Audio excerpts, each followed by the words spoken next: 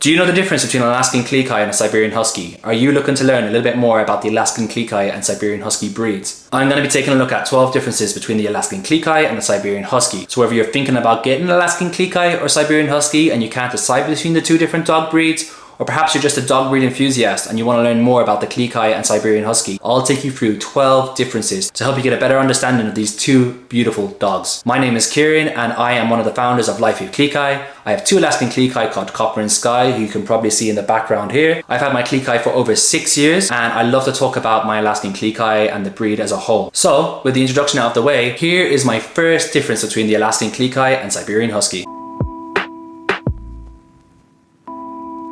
So, first off, I'm going to talk about recognition. The Alaskan Klee Kai has been recognized by the United Kennel Club since 1997. By the time of filming, they are not recognized by the American Kennel Club as a dog breed. They are recognized by other organizations in America, and you can check out the full list of organizations if you head to my Alaskan Klee Kai article in the description. On the other hand, the Siberian Husky has been recognized as a dog breed by the American Kennel Club since 1930. So that's almost 100 years of recognition from one of the most respected dog organizations in the world.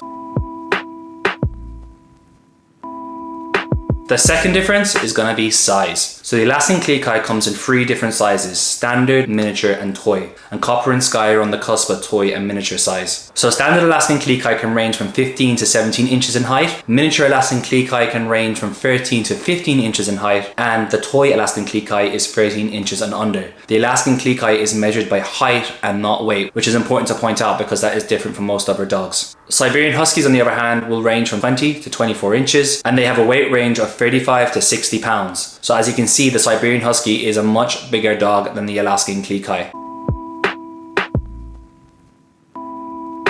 The third difference we're going to talk about is coat colors. So the Alaskan Klee Kai, according to the United Kennel Club's breed standard on their website, can come in 3 different colors. That's black and white, grey and white, and red and white. You will find Klee Kai that are white and black, but according to the breed standard, the only permitted colors are black and white, grey and white, and red and white. The Siberian Husky, on the other hand, has 6 permitted colors, so there's much more coat variation. And as a breed overall, you can find up to 17 different color combinations, but according to the American Kennel Club's breed standard, the Siberian Husky has 6 colors.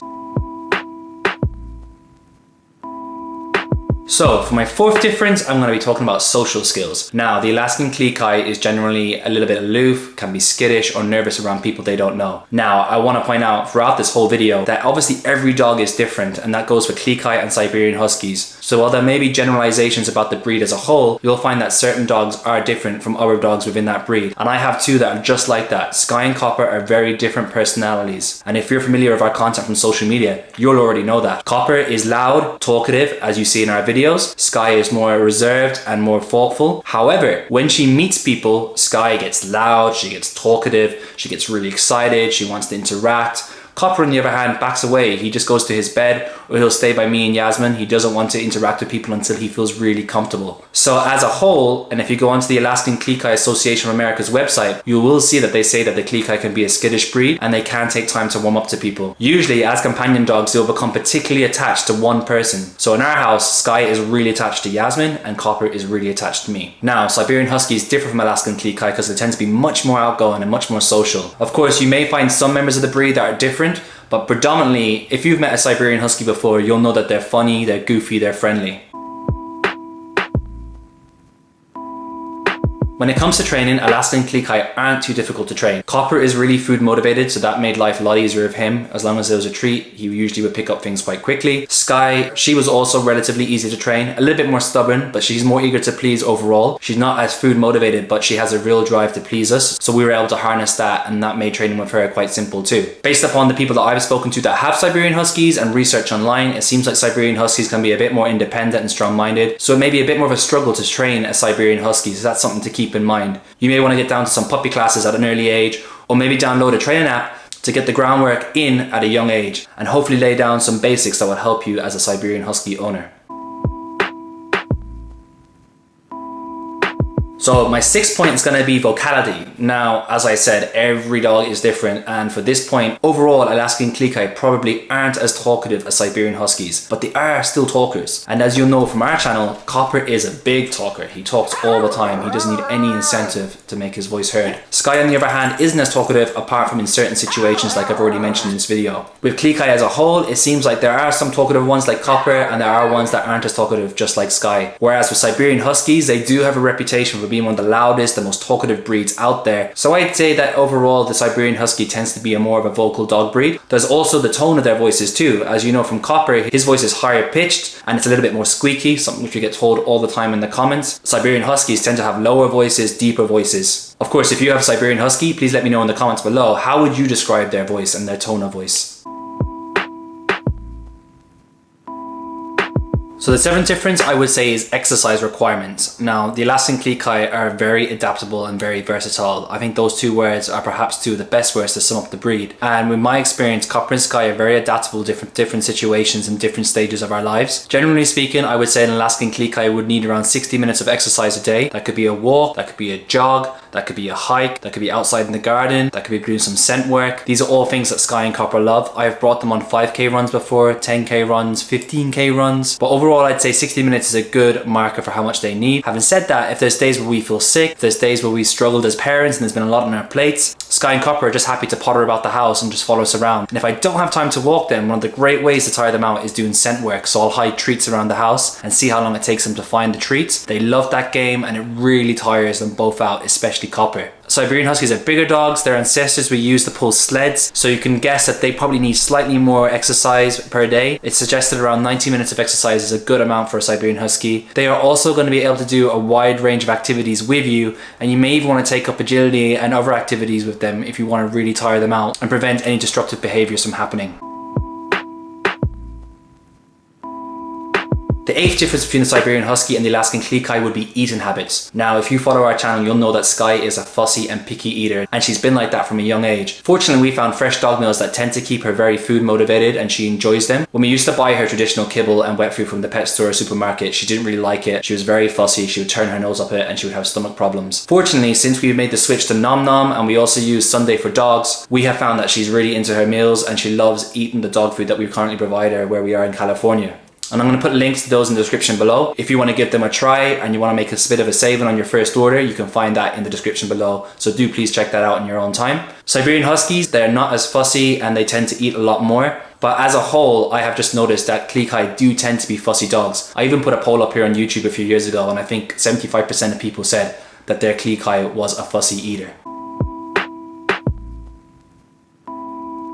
Okay, we're getting to the end of our list now. We're up to number 9. Our 9th difference is going to be price. Now, if you're thinking about getting an Alaskan Klee Kai or Siberian Husky, I'd first recommend that you try and find one at a rescue center or go online and see if you can find an Alaskan Klee Kai or Siberian Husky that's in need of a forever home. If you're looking for a Siberian Husky, you'll probably have more luck because they're a more common dog breed and you probably could find one in your local shelter. And there's Siberian Husky dedicated shelters which you could go down to and adopt a Siberian Husky that needs a new home. The Alaskan Klee Kai is a more expensive dog breed than the Siberian Husky. An Alaskan Klee Kai, you're talking around $2,000 to $4,000 depending on eye color and coat color and size, while the Siberian Husky can cost around $1,000. Now I do want to point out that if you go for a Siberian Husky with a rare coat color combination, then you may end up paying more, or of course if you get a Siberian Husky from a certain particular breeding stock, that might cost more too.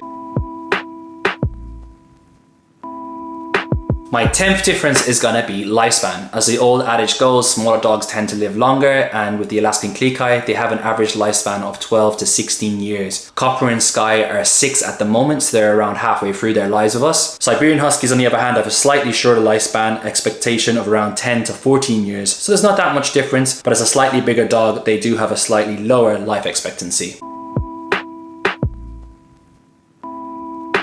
So, number 11 is going to be shedding. Now, as an Alaskan Klee Kai owner, I do have to admit they shed a lot. They shed pretty much throughout the year. You need a good vacuum. I recommend this Dyson model that we use at home. It's by far the best vacuum I've ever had for Sky and Copper. And I'm going to put a link to that in the description. So if you click in the description below, you can see exactly the vacuum that you use. I'm also going to link to the video that I've previously done on Alaskan Klee Kai shedding, so you can check that out as well. So they do shed a lot, and I find that they tend to shed at the changing of the seasons. Now we just moved back from the UK to the USA, and Skye and Copper's shedding is all over the place because I think their coat is adjusting to the new temperature. I don't think they shed as much as Siberian Huskies. My friends that have Siberian Huskies tell me they shed even more. And I guess they're a bigger dog, so it's just a more volume as well. When it comes to shedding, if you're already worried about the shedding element, you probably want to go for a Klee Kai above a Siberian Husky because there's going to be slightly less hair. So if you do decide to get a Klee Kai or a Siberian Husky and you want to see some of the tools that we use, I'm going to link that below so you can check out what we use to brush Skye and Copper.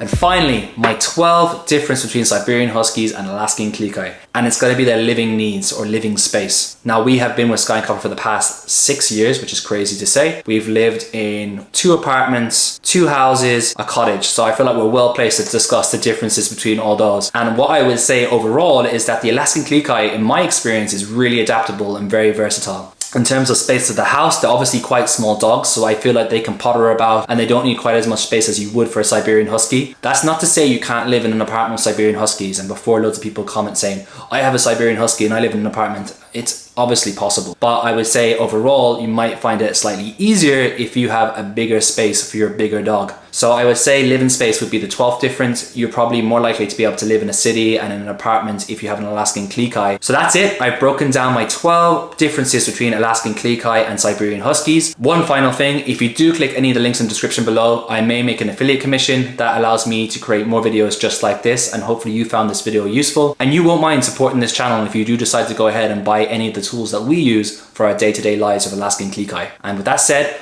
I will see you in the next video.